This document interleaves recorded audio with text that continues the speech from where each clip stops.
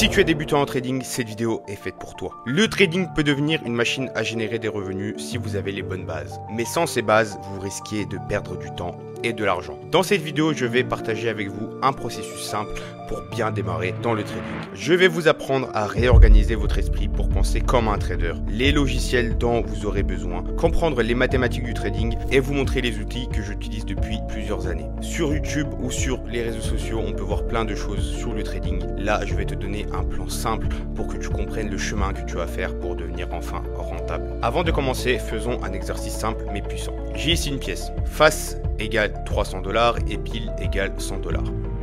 Si on lance cette pièce 10 fois, en moyenne, nous aurons environ 5 faces et 5 piles. La moyenne statistique reste vraie même si nous obtenons 3 piles d'affilée. En trading, cela signifie que vous devez vous concentrer sur la stratégie et non sur chaque trade individuel.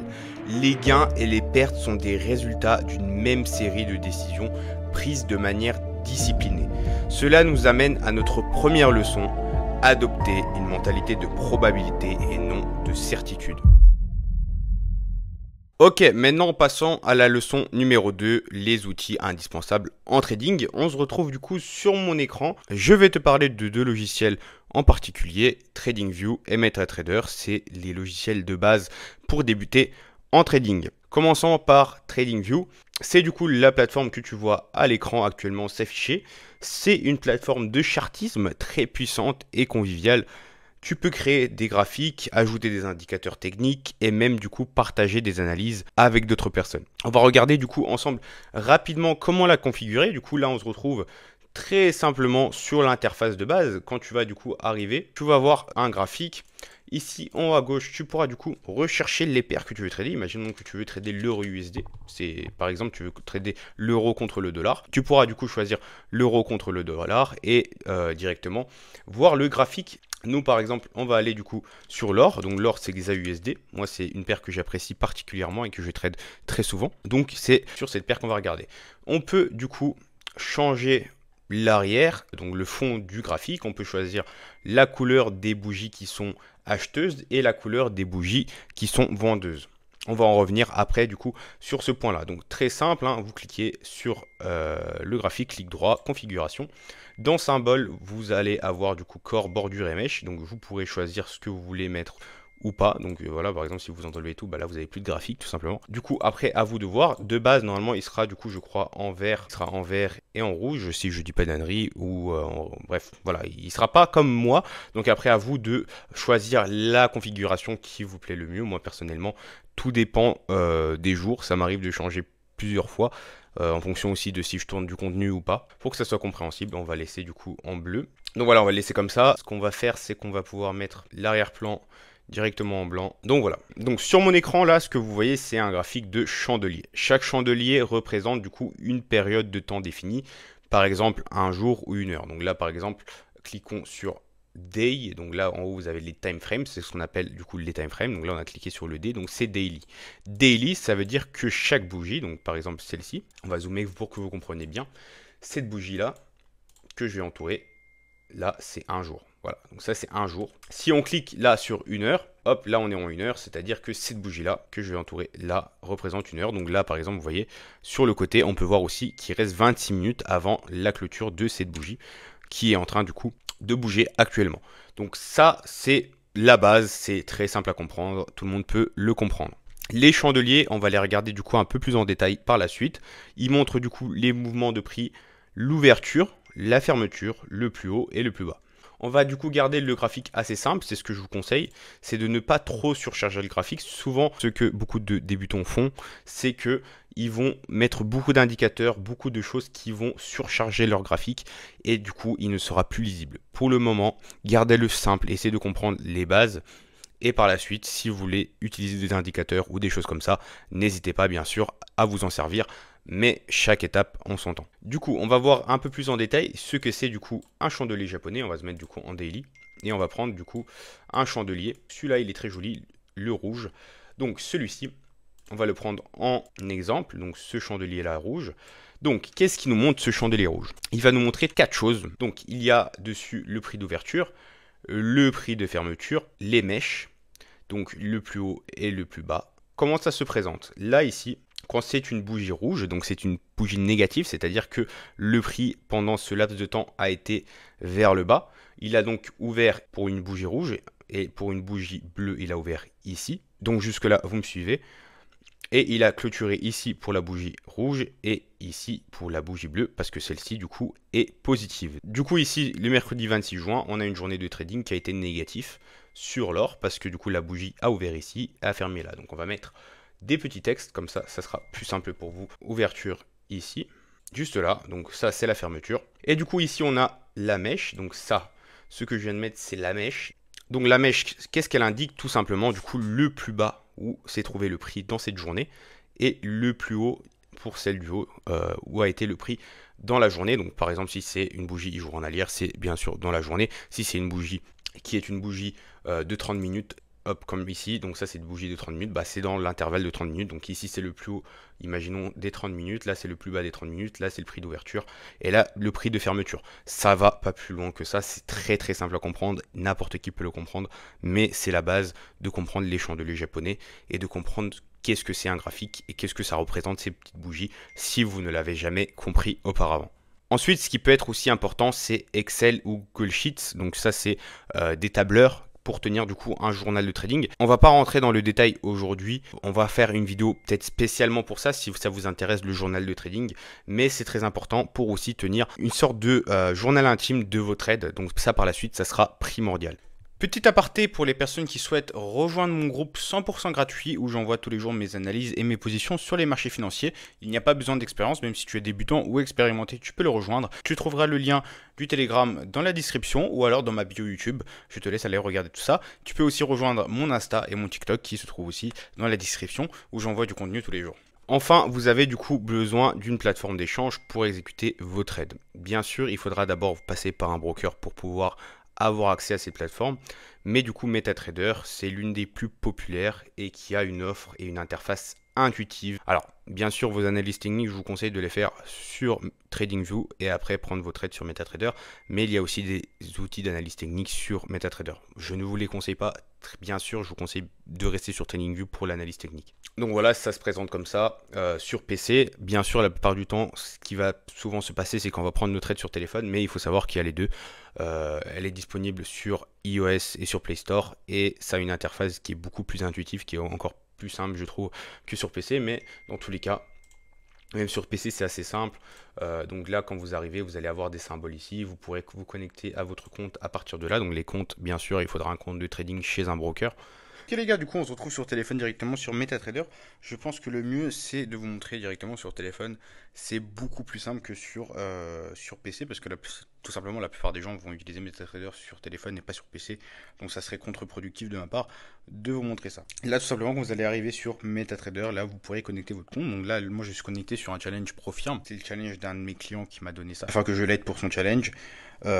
Pour ceux qui ne savent pas ce que c'est, les profirmes, etc., on en reviendra sur notre vidéo, c'est pas le sujet de la vidéo. Mais voilà, donc en gros, on va dire que c'est un compte où je me suis connecté, voilà. Tout simplement. Donc pour se connecter, vous appuyez juste sur nouveau compte, vous rentrez vos codes, que ce soit Profirm ou compte propre. Donc ça c'est ce que j'expliquais avant et vous avez besoin soit d'un broker. D'ailleurs si vous voulez savoir quel est mon broker et quel broker j'utilise, tout se passe sur le lien en bio que je vous avais donné juste avant. Donc sur mon Telegram, je donne mon broker, etc. Pour ceux qui veulent du coup trouver un broker et savoir lequel j'utilise. Donc ensuite vous allez ici avoir la partie quotes. C'est ici que vous pourrez du coup choisir les paires. Donc imaginons que vous voulez trader l'or, donc des AUSD.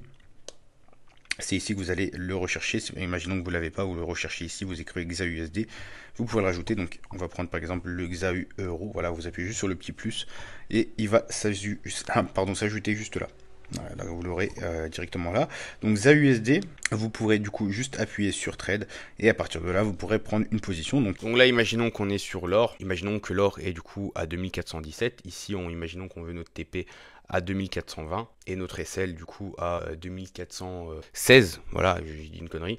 Et bah du coup c'est à dire que là on va placer notre position longue, donc à l'achat. On va rentrer là.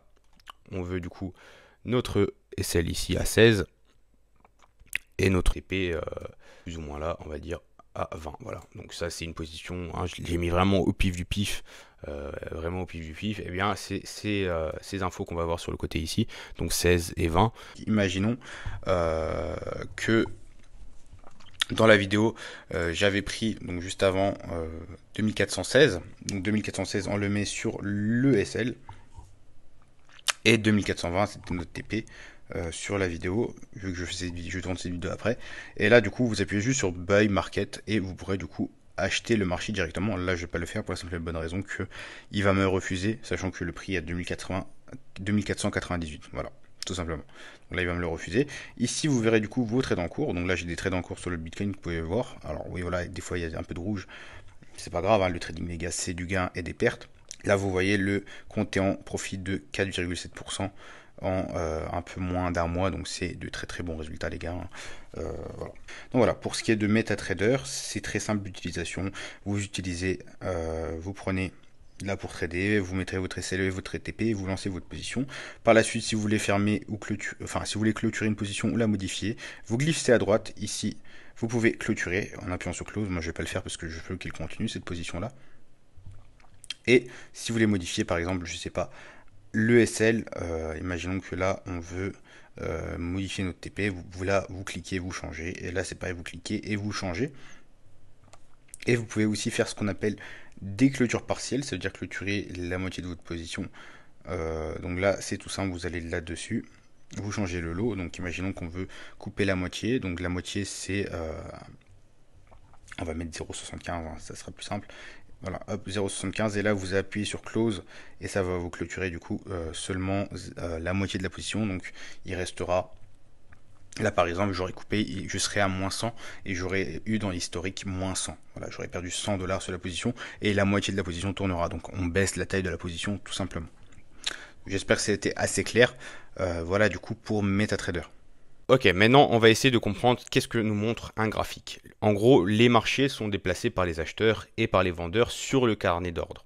Ce que nous voyons du coup sur le graphique, c'est une représentation visuelle de la psychologie humaine de masse et les décisions d'achat et de vente des institutions, des banques, des particuliers, etc. Pour comprendre du coup les chandeliers, ça vous aide à lire l'histoire que raconte le marché. Par exemple, du coup, une longue mèche comme celle-ci que je viens d'entourer indique que les acheteurs ont essayé de pousser le prix plus haut, mais ont été repoussés par les vendeurs, ce qui peut signaler un potentiel renversement de tendance. Bien sûr, on ne va pas rentrer dans les détails encore une fois, mais c'est pour vous expliquer qu'est-ce que ça montre, du coup, ces petits chandeliers, ces mèches, etc. L'une des façons les plus efficaces de prédire les déséquilibres entre l'offre et la demande, c'est d'utiliser les tendances. Une tendance en trading, c'est très simple à comprendre. Donc là, j'ai pris une illustration parce que c'est beaucoup plus simple à comprendre que sur un graphique quand on est débutant. Donc, il y a 3 phases de tendance sur les graphiques. Il y a la tendance haussière, le range et la tendance baissière. La tendance haussière, c'est du coup, on a un point bas qui est de plus en plus haut. Donc là, vous voyez, les points bas sont de plus en plus hauts et les points hauts sont de plus en plus hauts aussi. Quand c'est un range, les points sont à peu près alignés. Alors, on est sur les marchés financiers, donc ça sera jamais parfait. Mais voilà, un range n'a pas vraiment de point haut plus haut ou de point bas plus bas, c'est vraiment linéaire. Pour la tendance baissière, c'est des points bas de plus en plus bas et des points hauts de plus en plus hauts. Donc là, les points hauts, hop, vous voyez, ils sont de plus en plus hauts et les points bas sont de plus en plus bas. Voilà, donc je pense que c'est beaucoup plus simple à comprendre sur une feuille. Après, quand on met ça sur un graphique, c'est aussi assez simple à comprendre. On va prendre du coup là ce graphique. Donc ce graphique, qu'est-ce qu'on voit? C'est que là, on a clairement une tendance qui est baissière ici. Donc là, un plus haut, un plus bas, un plus haut, un plus bas, un plus haut, un plus bas. Donc voilà, c'est très simple. Donc là, par exemple, j'ai trouvé un beau range. Donc là, vous avez, il n'y a pas vraiment à proprement parler de tendance. Hein. On reste entre 2 points. Donc là, par exemple, entre 2339 et 2319. Donc il n'y a pas vraiment de tendance à proprement parler. On est du coup dans un range. Tracer des lignes de tendance et identifier des niveaux de support et de résistance permet du coup de savoir où le prix pourrait rebondir et de vous donner des idées de rentrer en position. Donc là, on voit bien qu'à chaque fois, le prix a répondu à chaque fois ici. Donc c'est ce qu'on appelle un support et il n'a pas dépassé à chaque fois ici. Donc bon, là c'est pas... Voilà, on a juste une résistance qui est là. Mais après, ce qu'on peut voir, c'est qu'il a cassé cette résistance à la hausse et que le prix est parti. Donc il a cassé le range. Et là, on est rentré dans une tendance haussière. On peut clairement le voir par la suite. Hop, ça a cassé, bam, il a range, paf, ça a cassé, et ainsi de suite. Et par la suite, du coup, quand on dézoome le graphique, on peut clairement voir qu'on est dans une tendance qui est haussière, avant d'être peut-être cassé ici, et de se retourner, même si pour le coup, c'est pas le cas. Mais voilà, pour comprendre, c'est très simple à comprendre ces choses-là. Après, il y a bien sûr ce qu'on appelle l'accumulation, la manipulation et la distribution, mais ça, c'est des termes qui sont beaucoup plus techniques, et on en parlera peut-être dans une autre vidéo. Donc tout à l'heure, on parlait du coup de stop loss et du take profit. Une des erreurs les plus courantes des débutants, c'est d'entrer du coup dans des trades sans stop loss et avec une taille de position aléatoire. Chaque fois que vous allez entrer dans une position, vous devez savoir où vous entrez, où vous prenez des profits et où vous quittez si le trade va contre vous. Du coup là, je vais vous montrer comment mettre une position sur TradingView. Donc bien sûr, juste la placer sur le graphique, c'est ce que je vous montrais rapidement tout à l'heure. Et vous allez comprendre là l'importance du risk ratio récompense et aussi l'importance du take profit et du stop loss. Alors, tout ce que je viens de dire là, c'est très simple. Là, imaginons qu'on va prendre un long. Donc un long, c'est une position à l'achat sur l'or. On va rentrer ici. Nous allons du coup placer notre stop loss à 2415 et notre take profit a un risk ratio de 1 pour 2. Donc là, on voit que c'est écrit risque récompense 2. Voilà, bon 2,1, mais voilà, on va le mettre à 2. Donc là, on a un trade qui va nous rapporter 2 pour 1. C'est-à-dire que on va risquer, imaginons 50 € sur ce trade. Donc si on perd que le prix touche notre stop loss, on aurait perdu 50 €.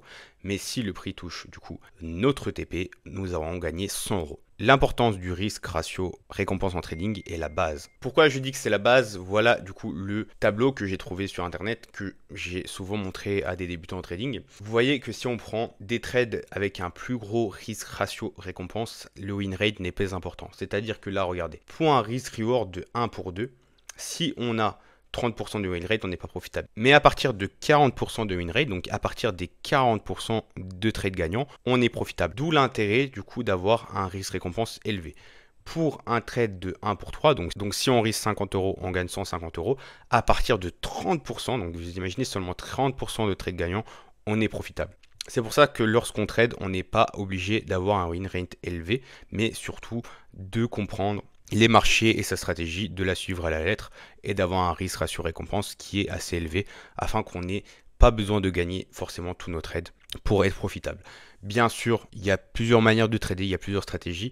Pour moi, par exemple, en scalping, ce qui marche, c'est d'avoir un win rate élevé quand je fais beaucoup de trades dans une journée. Par contre, en swing, ce qui marche pour moi, c'est d'avoir du coup peu de trades avec peu de taux de réussite, mais avec un gros risque ratio récompense.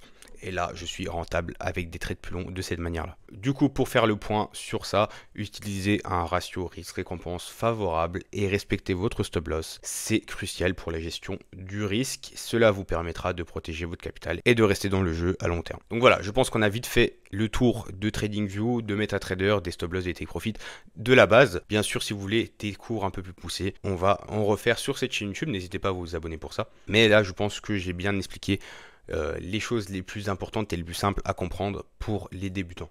Le trading doit être systématique et non émotionnel. Suis ta stratégie exacte à chaque fois et utilise ton journal de trading pour prendre des trades gagnants plus souvent. Le trading n'est pas une question d'avoir raison ou de prédire ce qui va se passer, mais de gérer le risque et de maximiser les gains probables. Merci d'avoir regardé cette vidéo. Si tu as aimé et que tu as trouvé cette vidéo utile, n'oublie pas de liker, de t'abonner et de laisser un commentaire. À la prochaine et bon trade à vous.